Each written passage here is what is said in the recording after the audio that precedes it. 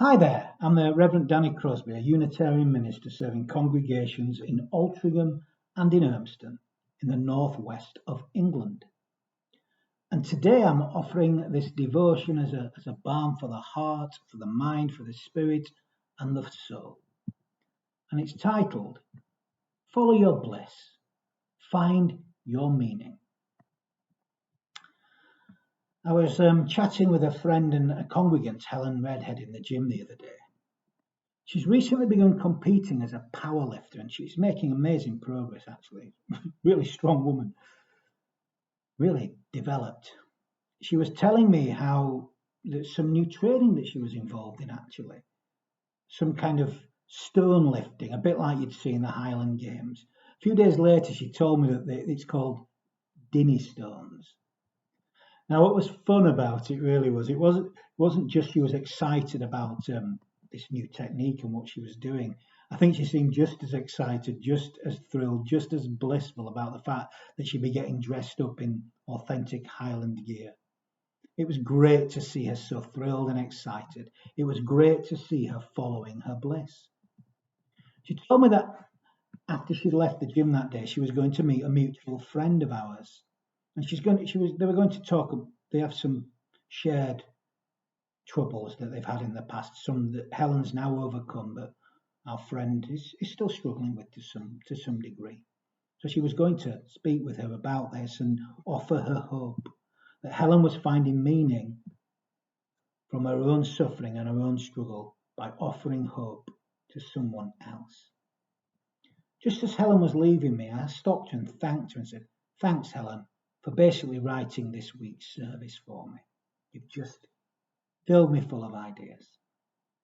This week's devotion is based on the service I created and it's called Following Your Bliss, Finding Your Meaning. I'll begin by exploring what it means to follow your bliss, or at least my ideas. It's only a short, concentrated exploration. What does it mean to follow your bliss? Well, according to the mythologist Joseph Campbell, it was a sacred call to action, a sacred call from your soul to light the fire within you, to do what destiny asks of you, to bring yourself fully to life, and therefore to become a light in the lives of others. Following your bliss is about doing the things that bring meaning and fulfillment despite the very troubles that may accompany this journey. It's about meaningful living despite the very real suffering present in all of our lives. As Campbell said, by following our bliss, doors will open for us where we could only see barriers before. Following our bliss is about saying yes to this call and beginning our own heroic journeys. In doing so, synchronicity will seemingly be abound. Luck will seemingly follow. By following our bliss, we seemingly become guided by something more than ourselves. This is what Campbell observed from the ancient stories, from the mythologists, from the ancient text. He saw this story throughout human history and observed it in our lives. And it's been my experience too. Certainly been mine since I began following my bliss, which of course in many ways is my ministerial journey. But following our bliss is not an easy ride. It's quite the opposite, if truth be told. Yes, there are moments of triumph when all seems for us, nothing seems to be against us. But there are also moments of suffering and even betrayal when everything and everyone seems to be against us. As Campbell observed, like all heroic journeys, there are tests and there are trials along the way. There are monsters and dragons to slay on the journey, although most of those we carry within us. It's our fear of the adventure that is our greatest enemy. It's this that stops us taking the first vital step. So following our bliss is their courageous journey, really, finding the courage, the heart to do what we're here to do. Human history is littered with figures who have been drawn out of themselves, have followed their bliss and begun their adventure, thus inspiring others to do exactly the same. Some did this on a mass scale, figures like Nelson Mandela, for example, but most of us on a much smaller scale, but no less important scale. All of us had to face their trials and their tribulations. All brought so much light to the world. But it's important to recognize that these were not special super people. They were ordinary people, just like you and me. Ordinary people who followed their bliss. Ordinary folk who found the courage to be all that they were born to be. I wonder what it might mean for you to follow your bliss. I wonder. I'm at my most blissful when I'm singing, especially when I'm with folk my heart and my soul are in harmony with. And I seem to be singing more and more again. I seem to have found my voice again. My soul is calling me out to do more of this. I'm singing all the time. And this week I had the most incredible experience during our monthly singing meditation as my voice blended heart and soul with the voice of another. I think it may lead to more singing and more soul stretching. My heart felt so alive, so aroused, to quote David White. Now, before the singing meditation, we were sat around chatting, and Martin, who was attending for the very first time, shared that he'd recently found his voice, and that's why he was there for the first time. He found his voice after nearly 50 years. He lost his voice, he says, 50 years. He's not sung really for 50 years. And he found it during a service at Cross Street Chapel one Wednesday. It was beautiful to hear him describe the experience in detail as it just came to him. I shared that I'd had a similar experience at Cross Street Chapel myself some 16, 17 years before, as I found my own voice, as I was encouraged to start to sing again. Shortly afterwards, the friend who was with us, who had actually, there's the same friend that Helen had met for lunch that I mentioned earlier, she described how she'd begun to find her voice during singing meditation these last 2 or 3 times. And by gum, she found her voice that night. It was incredible. All of this was bliss to me. It was bliss to my heart and my soul. It was music to my ministry. It's my purpose, my meaning, and I wonder where this may lead. I know, I suspect, shall we say, it will be somewhere wonderful as we all follow our bliss. Now, singing meditation this week was held on Tuesday, the 23rd of August. And the 23rd of August this year, it was 22 years ago that Ethan was born. Ethan, the little boy who lived only 6 years, but who was the most significant person ever to enter my life, save my life really, revealed God to me, to my heart, my soul, gave me so much. And my ministry in many ways is a legacy to his love and to his life. Certainly my journey through this seemingly unbearable grief is what led me to this work. And on Tuesday, his mum shared some lovely messages with me, including one in which she told me, "You were always good for Ethan. You taught him it was okay to be a sensitive soul." It broke me. You know, I don't really ever think about what I gave to him, only what he gave to me. But love is always mutual, or it's not love. It was nice to know that I gave him these things. Now, of course, we all still live with the grief of this loss. But I've been saved from despair by the meaning that my life's work that has grown from this loss. It has saved me from despair. It has enabled me to help others in their own grief. And I've not lost that sensitivity. Quite the opposite. If anything, I feel more deeply now as time goes by. I'm sure people have observed this these last few months. This makes life difficult at times, but it's the only way to live. It's the only way I can be of service to others. If I lose that, I might as well give this work up. I know that despair is suffering without meaning. the Frankl's equation, D equals S minus M. Despair equals suffering minus meaning. So I've been saved from despair, from that suffering, for I found meaning in my life. But how do we find our meaning? That equation D equals S minus M comes from Viktor Frankl. In his seminal work, Man's Search for Meaning, he wrote, "Man is not destroyed by suffering, he is destroyed by suffering without meaning." Frankl discovered that if we have a why to live for, we can endure anything. More than that, actually.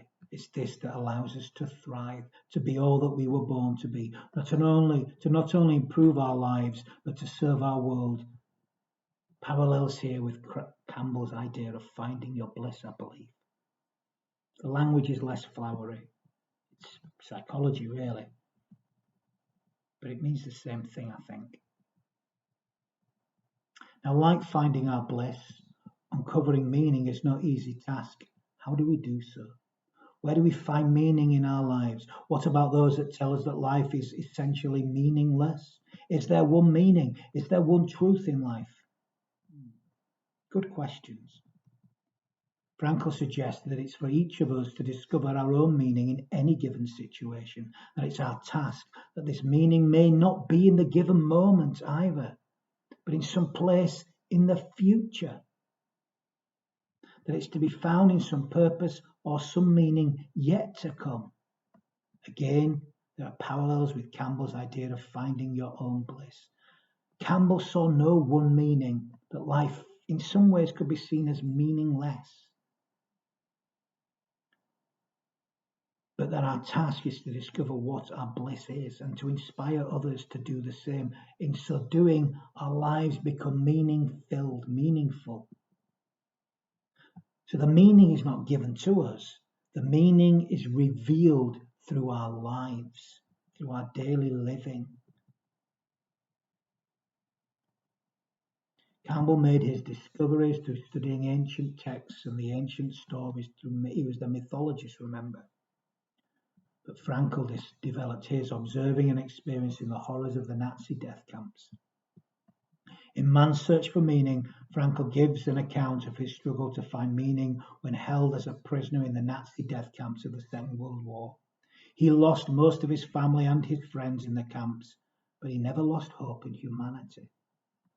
Frankl was the founder of what has been referred to as the Third Viennese School of Psychotherapy. Freud founded the first, which was based on the central role of the libido or pleasure principle in human psychology. Alfred Adler founded the second, which emphasized the importance of the will to power and the significance of the superiority-inferiority complex in human behavior.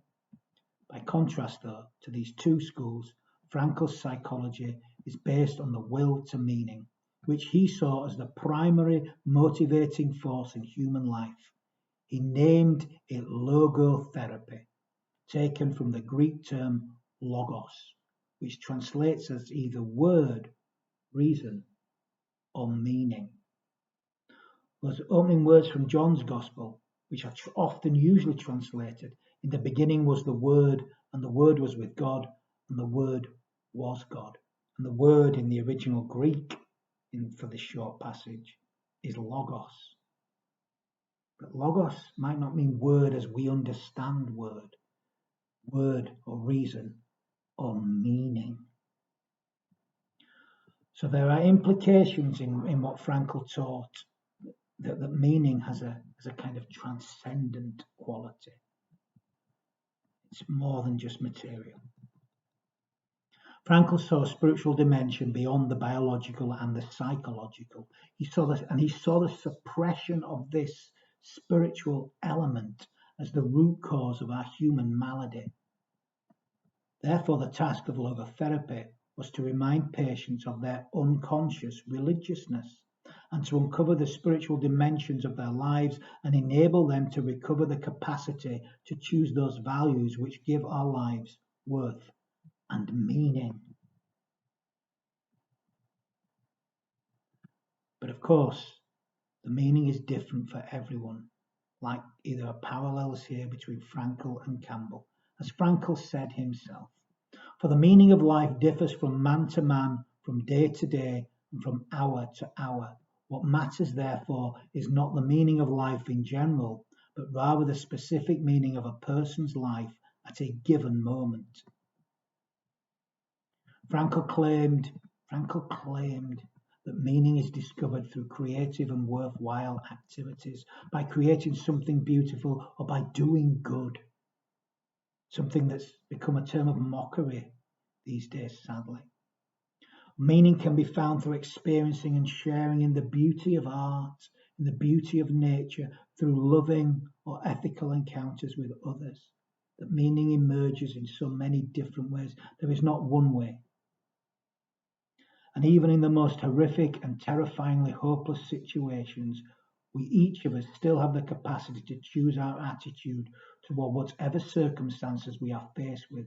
It is our response to life's events that shape our souls, Frankl observed.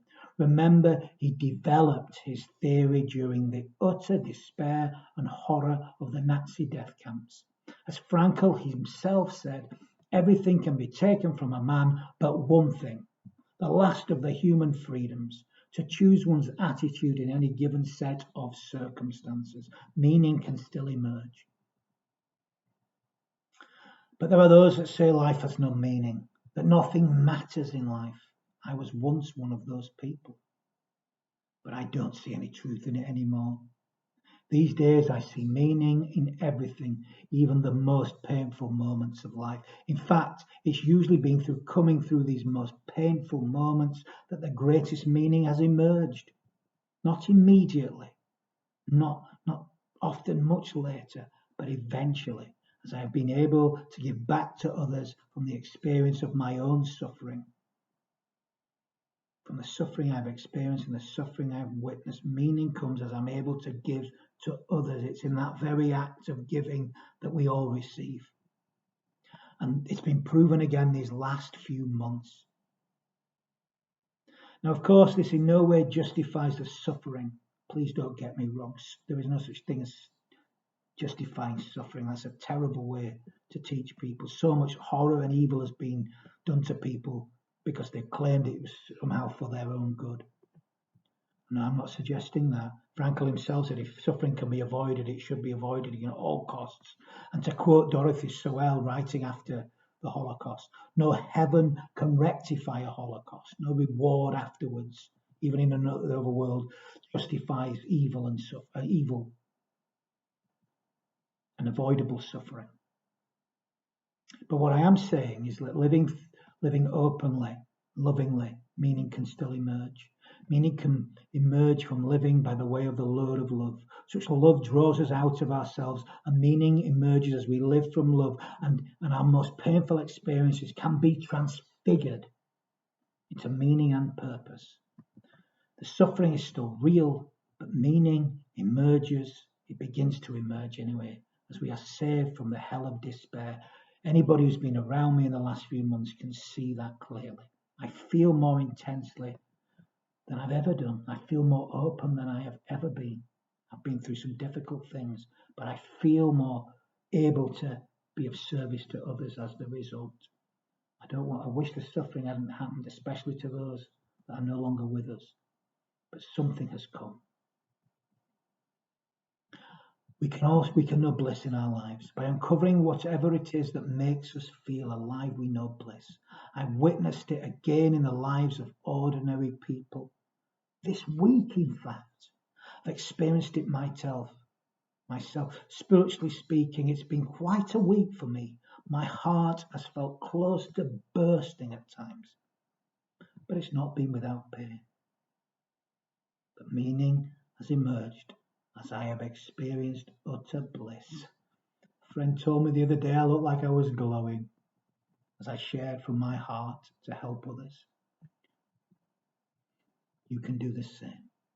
So follow your bliss. Find your meaning. I'm not here to tell you, I wouldn't be so arrogant to tell you what the meaning of life is. And I'd be cautious of anyone who suggests that they have all the answers to such questions. What I can tell you, though, is that meaning can and will emerge from you. All you have to do is follow your bliss.